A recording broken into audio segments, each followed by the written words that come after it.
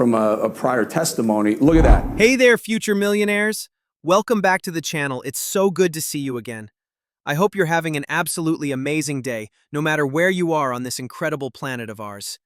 Today, we're diving into something really exciting about XRP that I just had to share with you. So check this out. I came across this fascinating post from XRP Crypto Wolf, and it's got everyone talking. Get this.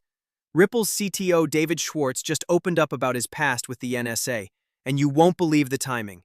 It's happening right as those wild Satoshi CIA conspiracy theories are making the rounds again.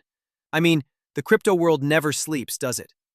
This story has so many layers, and I can't wait to break it all down for you. But okay, so here's where things get really interesting, guys. You probably heard that Tucker Carlson recently dropped this bombshell, right? He basically said he's staying away from Bitcoin because, get this, he thinks it was created by the CIA. Wild, right? Well, the XRP community wasn't having any of that. They immediately jumped in and said, "Hold up, Tucker, you've got it all wrong. It wasn't the CIA, it was the NSA." And guess what? David Schwartz is Satoshi. Now here's the juicy part. Someone actually had the guts to ask David directly. They're like, "Hey David, just curious here. When exactly does your NSA non-disclosure agreement expire?" And David's response? Oh man, it's almost too casual for such a huge question. He basically shrugs it off and says, "Honestly, I have no clue. They didn't even let me keep a copy of the agreement, and I can't remember if they ever told me when it expires. At this point, I'm just hoping nobody really cares anymore. Besides, I never knew anything that secret anyway." Can you believe that response? It's like the most laid-back answer to one of crypto's biggest conspiracy theories. Now, here's the thing, everyone. Don't hold your breath waiting for David to just come out and say, "Yeah, I'm Satoshi," because that's never going to happen, right? But get this, when he talks about his NSA work, he makes it sound super mundane. He's like, "Oh, it was pretty boring stuff." But then he drops these little details that make you go, For example, he mentions that one of his main jobs was creating systems that could automatically shut down classified data processing if they ever lost control. And here's what's crazy. Even he thought that directive sounded totally backwards and confusing. But wait, it gets better. David tells this amazing story about how he was just casually watching the Discovery Channel one day, and suddenly, boom, there's his own work featured on the show. That's literally how he found out one of his projects was actually being used in the real world. Can you imagine? And then he casually drops that this same code he wrote, yeah, it had been used for NATO first, then the NSA picked it up. But of course, he's quick to add that the final applications were pretty boring. Notice what he doesn't do, though? He completely sidesteps any mention of whether he's Satoshi Nakamoto. Interesting timing on that silence, don't you think? But everybody in the XRP community has speculated on this at one time or another. All right, let's circle back to something really important here. So Dom Vermeer made this brilliant point that I think we all need to hear. He's basically saying, look, it's super easy for Bitcoin maximalists to just brush off Tucker Carlson and call him clueless. But here's the thing. Tucker's actually voicing what a lot of regular people are thinking. And you know what? Dom is absolutely right. Think about this for a second. Most everyday people simply won't put their hard-earned money into something when they have no idea who created it. I can tell you from personal experience, whenever I talk to friends and family who aren't into crypto yet, what's literally one of the first things they ask me? Okay, but who made Bitcoin? Every single time. Now, those of us who've been in the crypto space for a while, we're totally used to this whole mystery, right? We're like, yeah, nobody knows who Satoshi is, and that's just how it is. But when you actually step back and think about it, that's pretty weird, isn't it? Seriously, when was the last time you invested your money in any company or stock without knowing who founded it or who's running the show? I'll wait, because I bet you can't think of one. And here's why this matters. This mystery creator situation is going to be a massive roadblock for big institutional investors who are considering Bitcoin. Because remember, Satoshi, this mysterious creator, is sitting on an absolutely massive pile of Bitcoin. We're talking 1.1 million Bitcoin. Can you even wrap your head around that number? And here's the scary part that keeps everyone up at night. What if Satoshi just decides to wake up one day and dump all of it? Like, what's stopping him from selling everything right now and completely tanking the market? The honest answer? Absolutely nothing. Now, I know what the Bitcoin maximalists are thinking right now.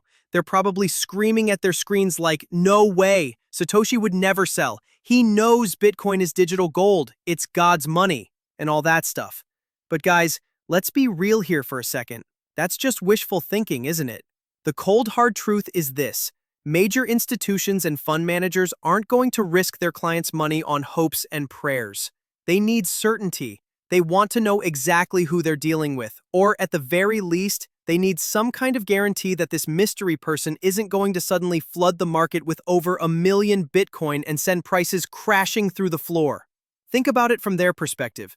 Would you risk millions of your clients' dollars on something like that? I don't think so. And honestly, this whole mystery creator thing is a way bigger issue than most people realize. Now, Jack Miller keeps pushing this narrative that nobody cares who made Bitcoin, but I've got to tell you, I think he's dead wrong on this one. Way more people care about this than he wants to admit, and frankly, than he's comfortable with. But wait, there's more drama brewing in Bitcoin land. Get this, we're seeing some pretty concerning behavior from Bitcoin whales right now. According to Smoke, these big holders are actually dumping their coins to get into BlackRock's ETF instead. Now, why would they do that? Simple. They want to lock in those bigger profits. But here's what's really interesting about this move. It's making people question whether these whales actually believe in Bitcoin as a long-term store of value, or if they're just chasing whatever makes them the most money right now. Think about it. If you truly believed Bitcoin was going to the moon, would you be selling your coins just to buy into an ETF? It's kind of like saying, I love this restaurant so much that I'm going to stop eating there and just buy stock in the company instead. Doesn't quite add up, does it? And here's the kicker. This is all happening for very real, documented reasons. So what's really going on here?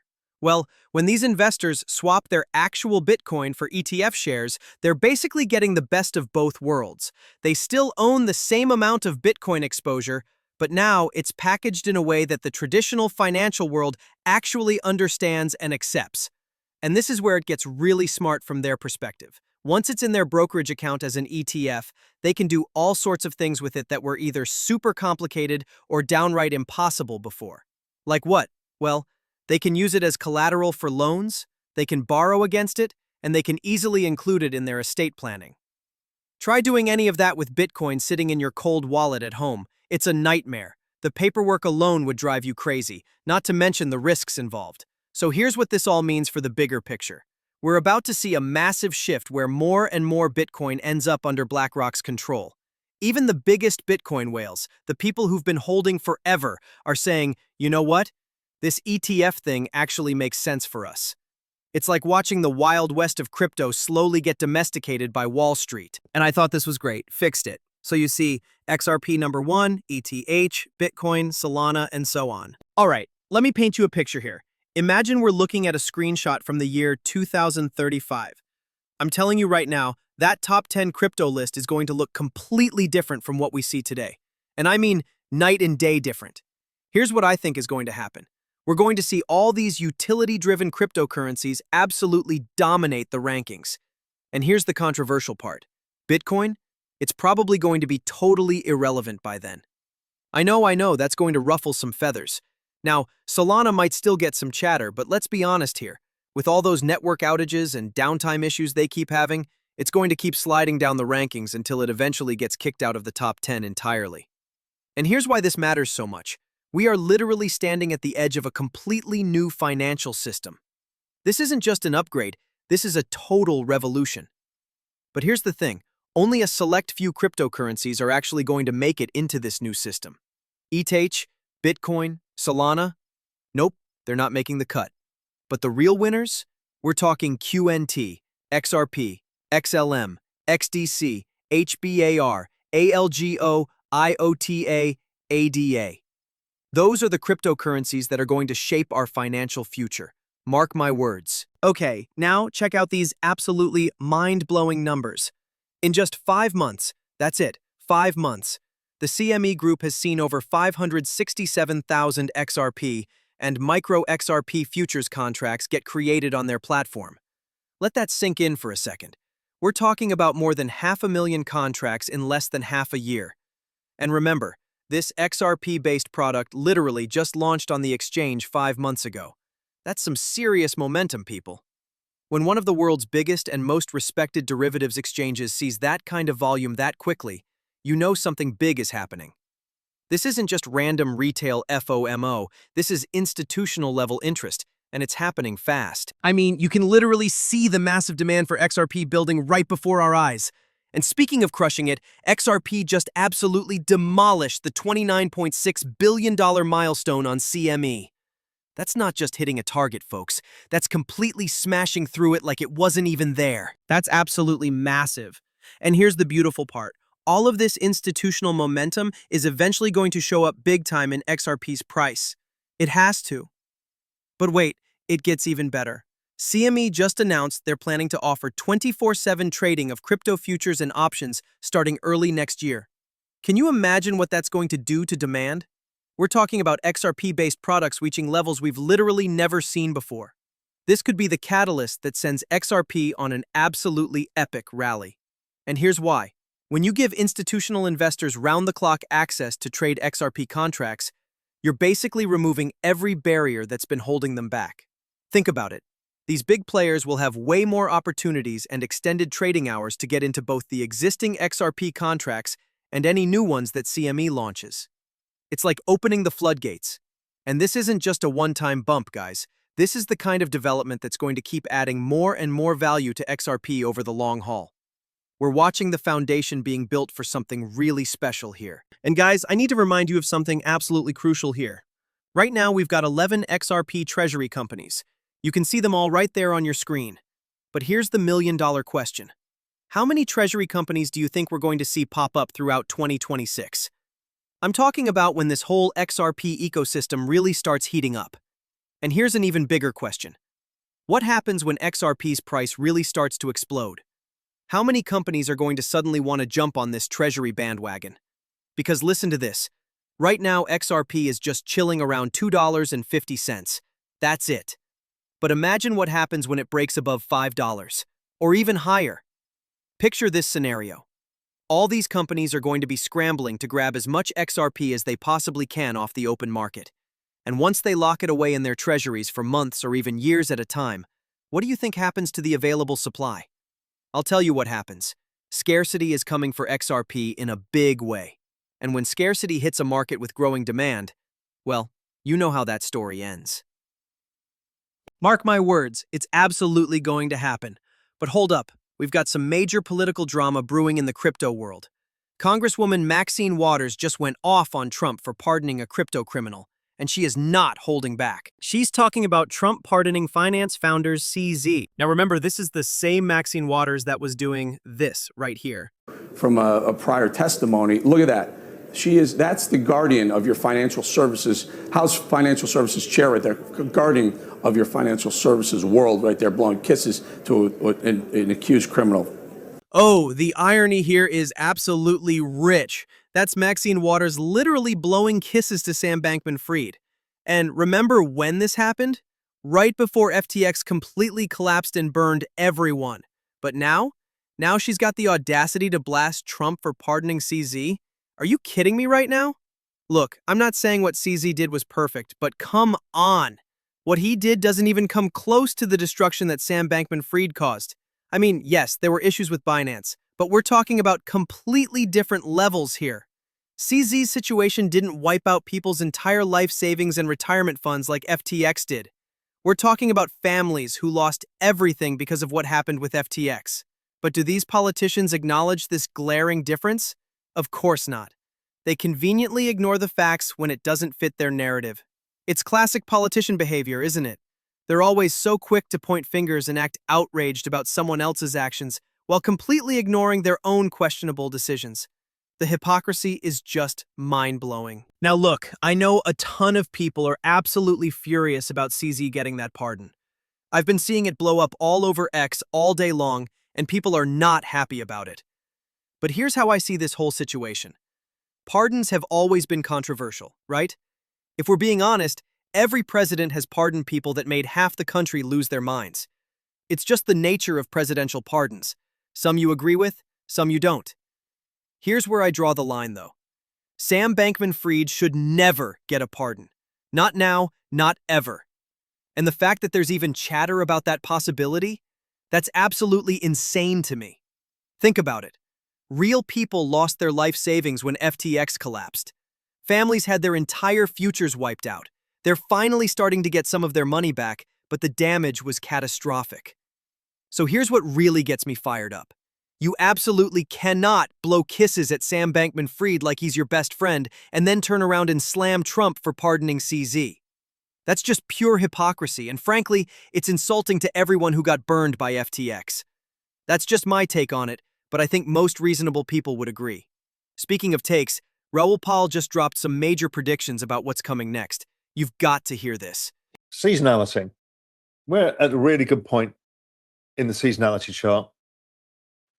And you would imagine that we are now diverging from this because of the, repeat after me, the Treasury General Account and the government shutdown. Once that comes back in, we start climbing the curve to the end of the year. Does it start in November and we play catch up? Either way, we should have a back end of the year that's very strong. And in the end, you'll have forgotten all about this shit, much like we told you in April 2024, September 24, April 25. I mean, it's all the same shit. You forget about it after a while. So basically, he's saying that once the government gets back up and running, we should see this crypto market absolutely explode. And you know what? I'm totally on board with that prediction. Here's why I think he's spot on. When the government reopens, it's going to bring back some much-needed stability to the crypto world. Why? Because all these crucial projects that have been stuck in limbo can finally get moving again. Think about it. We can get back on track with that game-changing market structure bill that everyone's been waiting for. Plus, and this is huge for us XRP holders, we'll finally be able to set a new timeline for those XRP ETFs to go live. And when that momentum starts building again, man, I think we're going to see some serious fireworks in this space. All these delays and uncertainties have been like putting a lid on a pressure cooker. Once that government reopens and everything starts flowing again, all that pent-up energy is going to release in a big way. EU targets Russia's stablecoin network in sweeping new sanctions. Like I said before, they're totally taking the pressure off the United States here. And now the US just slapped even more sanctions on Russia. But here's how I see this playing out. Russia and all the other BRICS countries are already desperately searching for an alternative to SWIFT, right? Well, these new sanctions are basically going to put their plans into hyperdrive. This is going to fast-track Russia's central bank digital currency like crazy, and it's going to supercharge BRICS' efforts to build out their own payment system. And guess what? I think this all leads straight back to what we're holding: XRP. Think about it. Within the BRICS network, XRP is the perfect solution. It's a trust layer. It's a bridge currency that can seamlessly connect all these different countries. They can send money back and forth using XRP and Ripple's technology like it's nothing. And here's the kicker. Remember when BRICS got handed mBridge from the BIS? That whole system was built around Ripple and XRP. So the more they keep sanctioning Russia, the faster this whole thing accelerates. Now watch this. I bet you we're going to have to scramble to catch up with Russia real quick. The moment they announce their payment system is just weeks or months away, boom! Everyone else is going to panic and say, oh crap, we need to get this done now. We can't be left behind. It's like deja vu from 2022. Remember when Russia announced their central bank digital currency? Suddenly, everyone was talking about the digital euro. The US was pushing for a digital dollar. Everybody was racing to speed up their timelines. I'm telling you right now, we're about to see the exact same thing happen again. Forget 2030, that's ancient history. All of this is going to be in place by 2028. Mark my words. Every timeline you're seeing, even for tokenization, they're still saying 2030, 5 years from now. But I'm calling it right now. Everything's going to be on-chain by 2028, maybe even sooner. The rise of tokenization is going to explode the moment we get clear regulations. And as XRP holders, we are that close to achieving true financial freedom. So until that beautiful day arrives, stay patient, stay positive, and let's get rich together. All right, everyone, that's a wrap for this video. Thank you so much for watching. I seriously appreciate each and every one of you. I'll catch you in the next one and have an absolutely amazing night.